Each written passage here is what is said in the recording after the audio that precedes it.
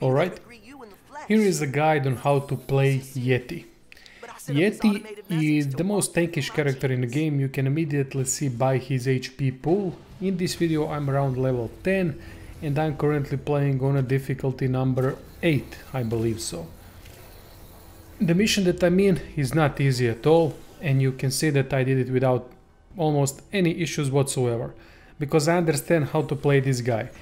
Considering that he is a tank with a huge HP pool but really low shield, you just need to rush into things, because you will freeze them with your main weapon.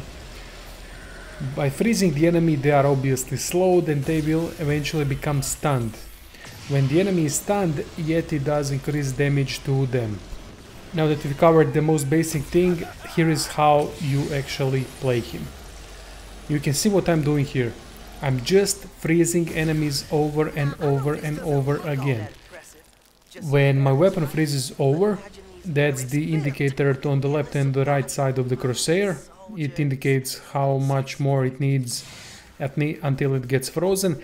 Then Yeti gets significant bonuses. Depending on the skills that you've equipped in your gadget section, you will get empowered, fortify or other stuff.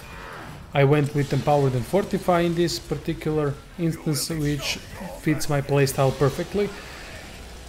So what I'm doing, I'm freezing until weapon freezes over, then I'm doing a melee attack. When you do a melee attack when weapon is frozen, then it means you will do an insanely powerful melee attack. If the enemy is stunned in the process of freezing, you will do also an additional damage to them.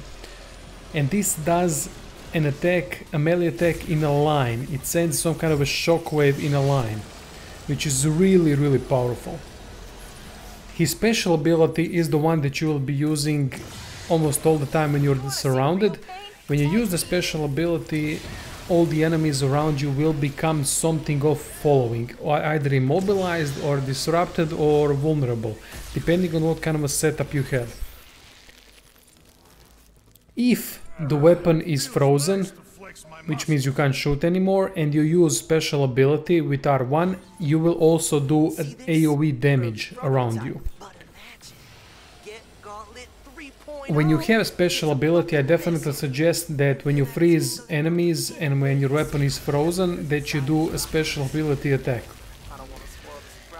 Then it will go on cooldown, and after the next time the weapon freezes over, you will do a normal melee attack. And you just combine these two things. Whenever you have a special attack, you just need to use it when the enemies are frozen.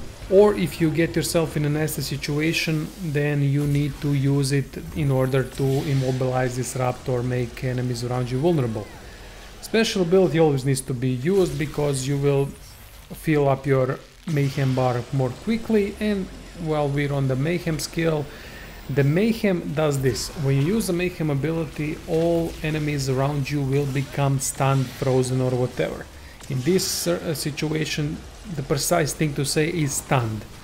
Although the weapon freezes your enemies, it also makes them stunned. That's how they call freezing effect. Because of the fact that they are frozen or stunned, depending on how you want to call it, you will do increased damage against them. Immediately when you start your mayhem ability, your weapon will become frozen, which means you can automatically use your melee ability. Or you can immediately use your special ability if you have it off the cooldown. While in mayhem mode, your weapon will freeze instantly. So you can go around and freeze people also after the initial melee attack or special ability attack, and just punch them while they're stunned. That will do more damage than usual melee attack, because we do more damage against stunned enemies. And that's it.